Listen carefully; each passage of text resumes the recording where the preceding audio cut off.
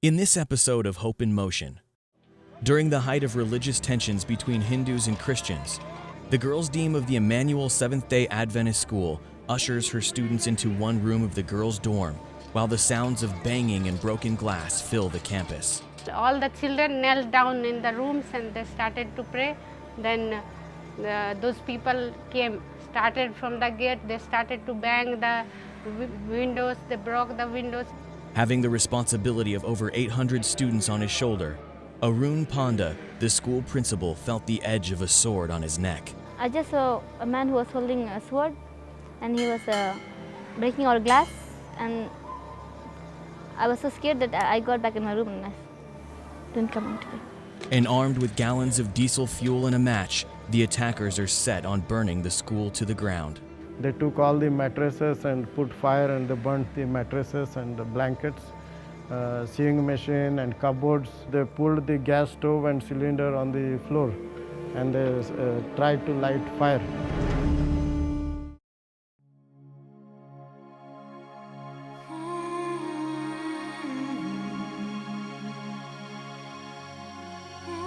India is a land full of contrast. It's a land of great mystery and beauty. It's a land of unspeakable despair. But traveling through India, one thing is for sure. It's a land filled with people who should never be underestimated. For the last 40 years, Asian Aid has invested in the futures of people who have never been given such a chance, and their investment has proven infinite returns. Driven by the vision of Helen Eager, dedicated to helping those who have the least, Asian Aid is an organization implementing diverse development projects and sponsoring thousands of children. Their outreach spans from Bangladesh to Nepal, Sri Lanka, and beyond, from remote villages and empty fields to sprawling centers of education, from nothing to the unimaginable. Now, Asian Aid decided to document the work it has been doing all these years with a desire to show the world what is possible by digging wells in remote villages for clean drinking water and bringing much-needed health care to the women of Nepal, by providing an education for orphans, deaf, and blind children, giving them a sense of place, a home. But what we really discovered was being given was hope, giving hope to children, giving hope to women, giving hope to the ones who need it the most. This is Hope in Motion.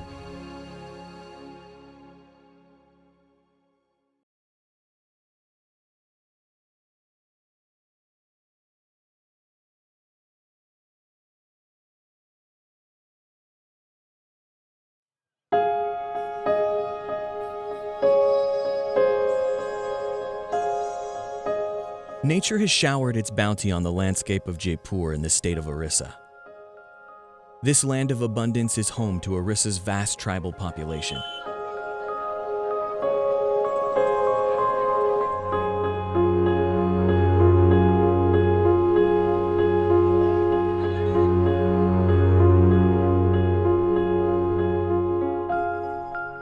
Built specifically for the tribal children, the Emmanuel Seventh-day Adventist School is an abode of peace. It houses children from kindergarten through 12th grade.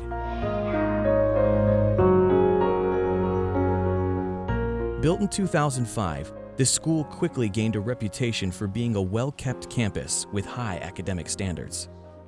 Going to Jaipur campus is so impressive. It's in the middle of nowhere, but it's just this bright, shining white campus that stands out from the community. And it's a success. There are hundreds and hundreds of children boarding there, studying each day.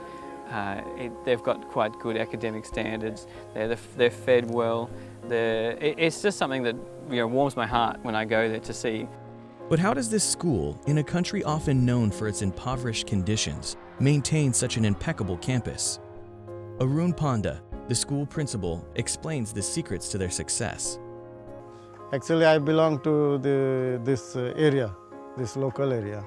And since 75 years of existence of the Adventist presence here, literally there were no Adventist schools. And this area was the most backward area where the primitive tribals live. And they live just how people live before 3,000, 4,000 years, the same way. And they lack education. And so I thought I'll work for the children of this area.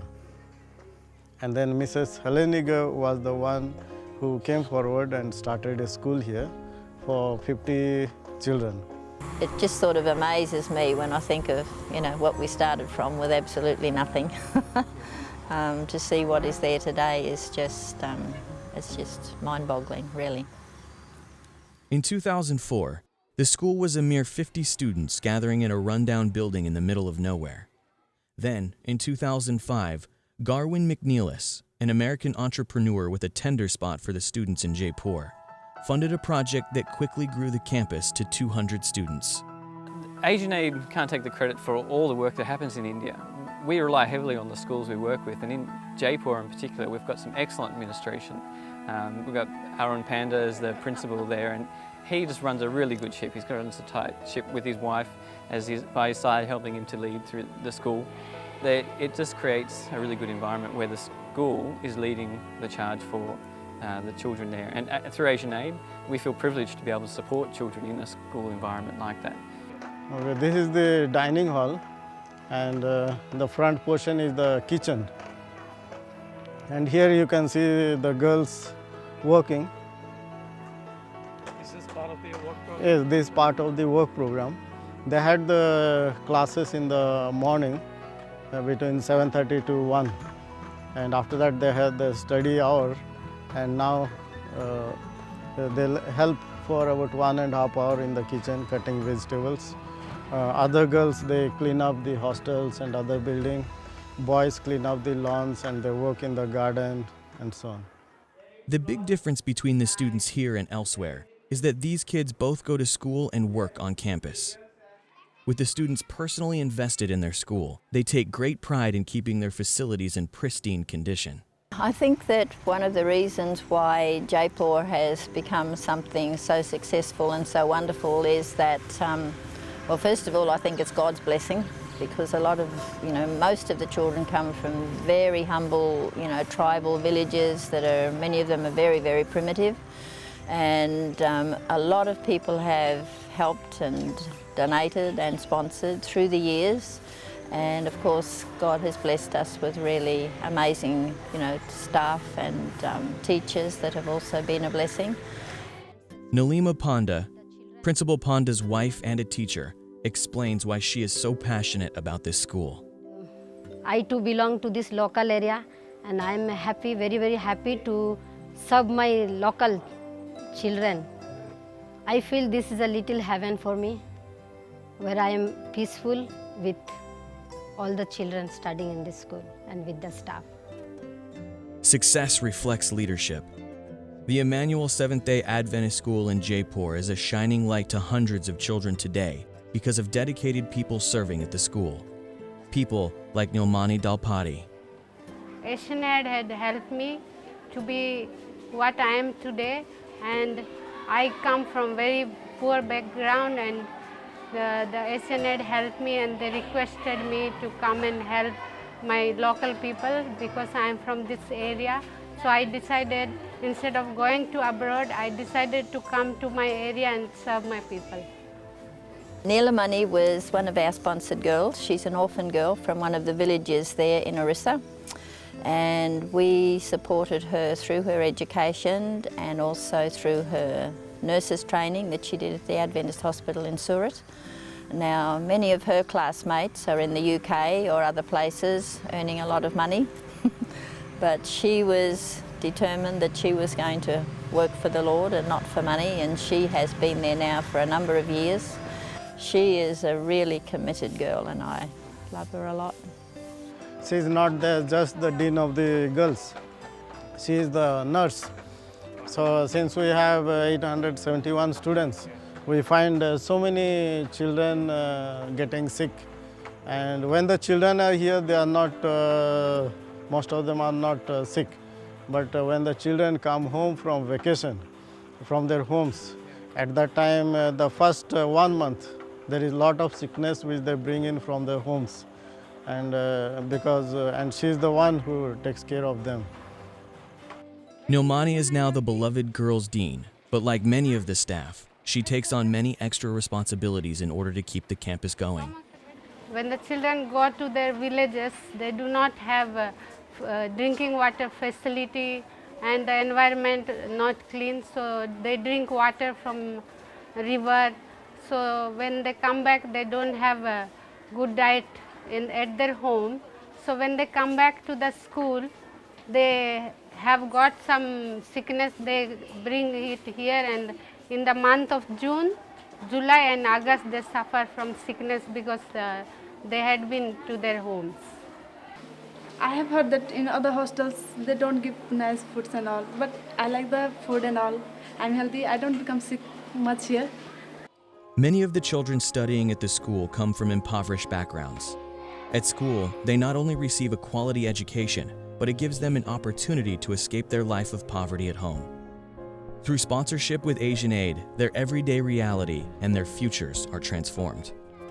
Presently, we are 60 to 70% we are dependent on the sponsorship because majority of these children are poor and they don't have any support.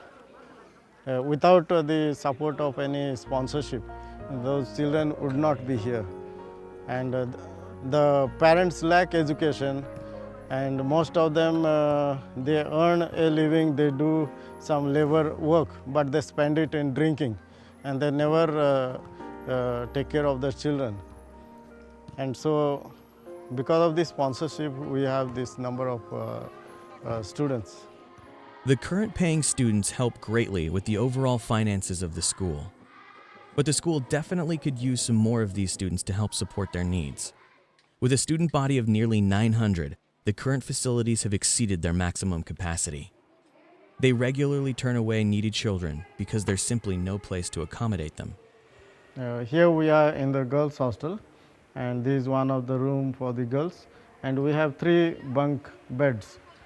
In this room, 69 girls stay, and there are 2 other rooms where 129 girls stay in both the rooms. And so total we have 4 rooms for the girls and 4 dorms for the boys. And presently both the hostels are packed, but there is demand for more students to come to join the hostel, and because the hostels are full, we have to say no to the newcomers, and so there is demand for more space and for more rooms. In fact, we need one more hostel. The school is crowded because it has attracted children from many different districts in Orissa, as well as neighboring states. Here we have a student coming all the way from Hyderabad, which is the neighboring state. That is about 1,500 kilometers, but he is here to study. Despite the lack of space and the school's limitations, Arun Panda has found innovative ways to move the school towards self-sufficiency.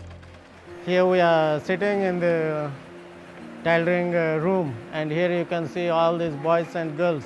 They are stitching the clothes and materials which can be used by them. Even the uniforms that these girls and boys are wearing, they themselves are stitching it, and they are stitching it for all the children who are in the school.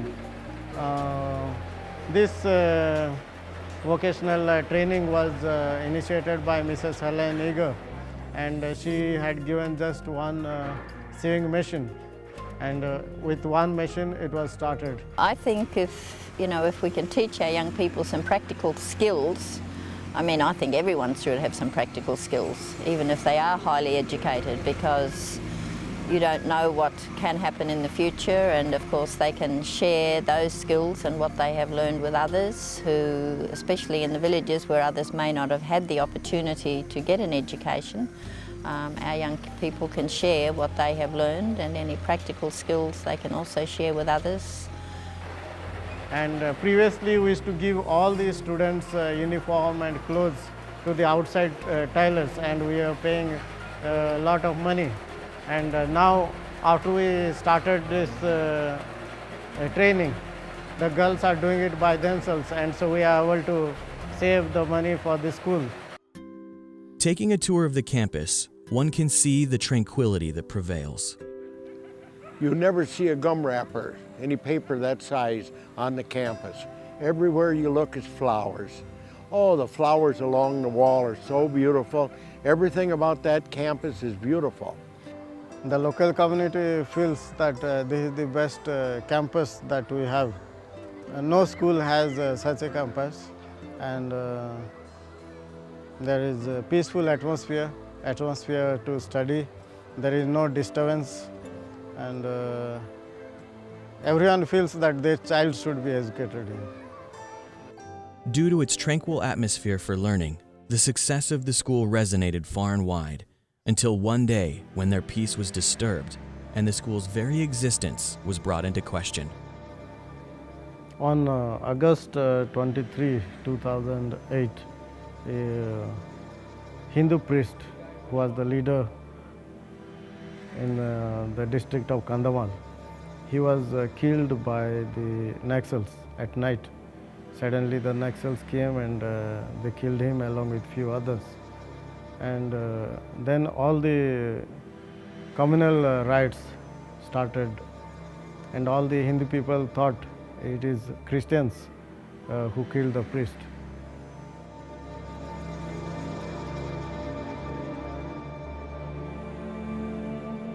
The Naxals are a notorious communist militant group with strongholds in the jungles and remote areas of Orissa. In 2008, riots broke out across the state of Orissa and Andhra Pradesh, and tensions rose between the Hindus and Christians. The communal riots spread all across the region and soon reached Jaipur and the Emmanuel Seventh-day Adventist School. It was Sabbath afternoon and everyone was resting in their hostel, and all of a sudden we could hear the sound outside the gate. Some of my friends, they started running here and there, And we all the children knelt down in the rooms and they started to pray. The mob broke through the gates and the faculty and students braced themselves for an attack.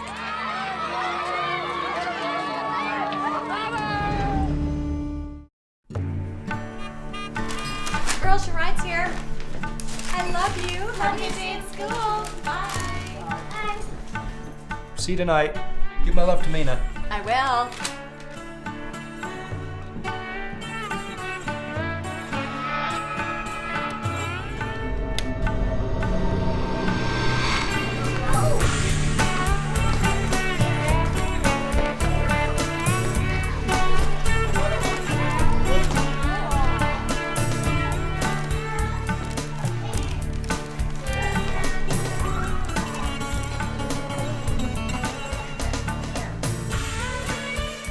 You can make a big difference every morning. Sponsor a child with Asian Aid.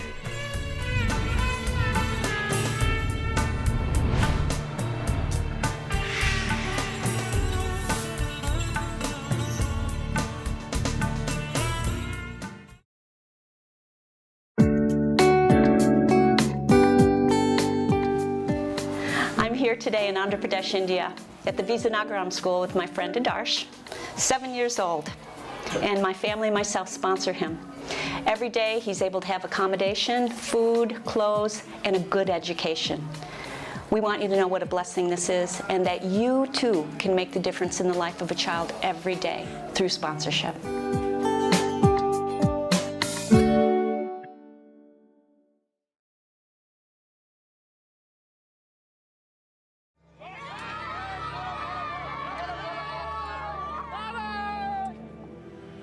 It was Sabbath afternoon and everyone was resting in their hostel, and all of a sudden we could hear the sound outside the gate, and there was even breaking noise of the lock that was at the gate, and all of a sudden we came to know that these people, some unexpected group has come. And suddenly we saw all these people breaking open the gate. They broke open the gate and the gate was wide open, and all these people, they jumped in and they came out, around 60 people. They entered inside and they started throwing stones and breaking the doors and windows, and they entered inside the campus. They took all the mattresses and put fire and they burnt the mattresses and the blankets, sewing machine and cupboards. They broke open the cupboards to find if anything is inside. And so they damaged it completely.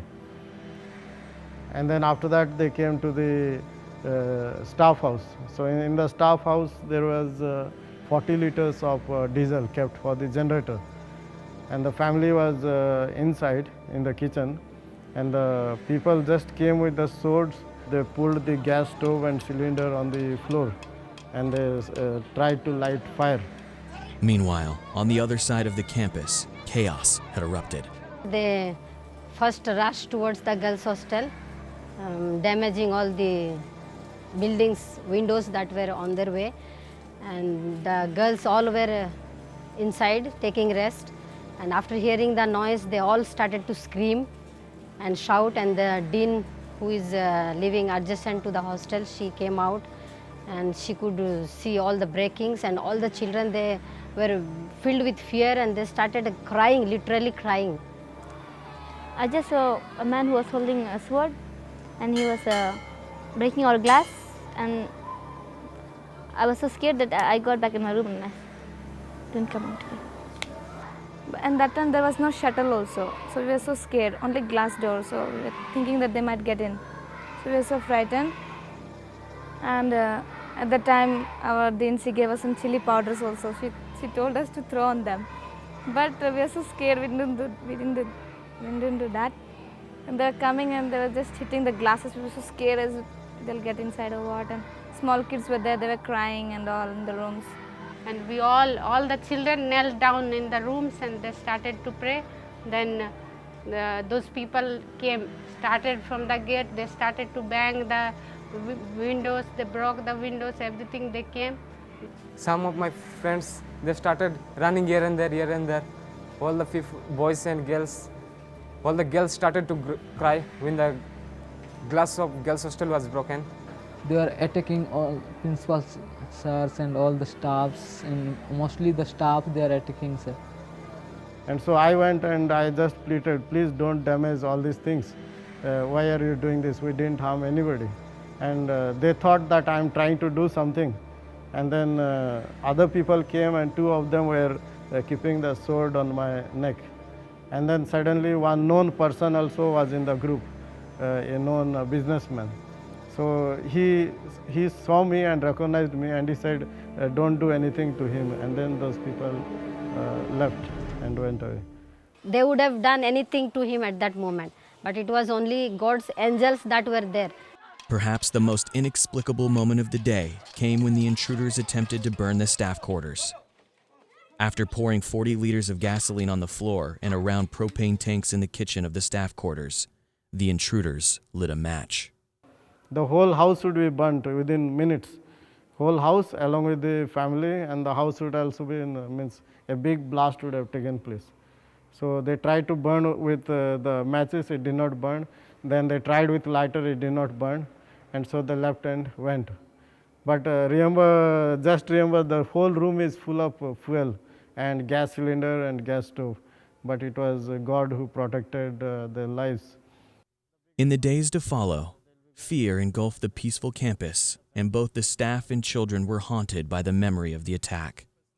At night, at evening, all the girls started fearing, and this boys' hostel was little bit safe. So all the girls were transferred to our rooms. If we feel we are staying like brothers and sisters. Sir, we didn't had food also that time, means we are not able to cook for 2 days. We are eating flat rice for 2 days.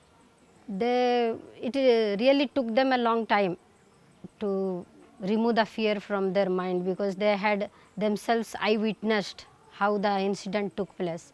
And after the shutters were installed, they felt that still anybody comes like that directly, we won't be exposed because shutters are there. That security they felt.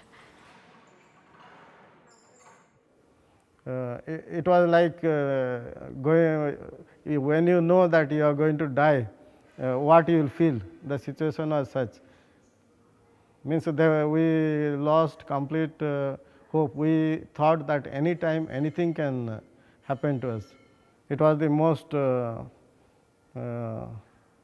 difficult and like a dangerous situation that I faced in my life. Concerned parents would remove their children from the school. Helen Eager made an emergency visit shortly after the incident occurred.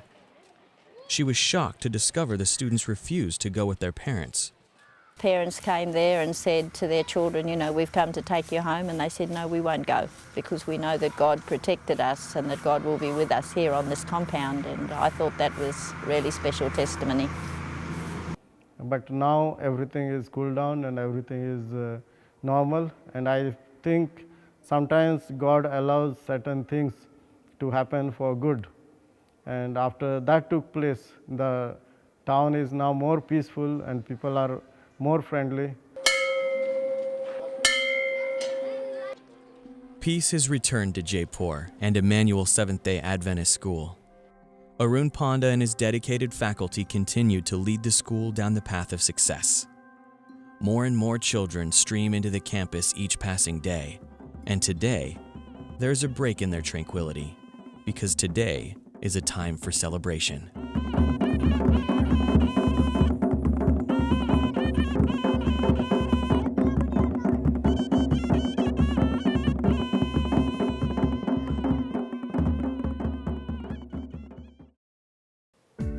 Every year, millions of kids in India, Nepal, and Bangladesh are unable to attend school, and they're forced to live their lives in poverty instead of reaching their potential.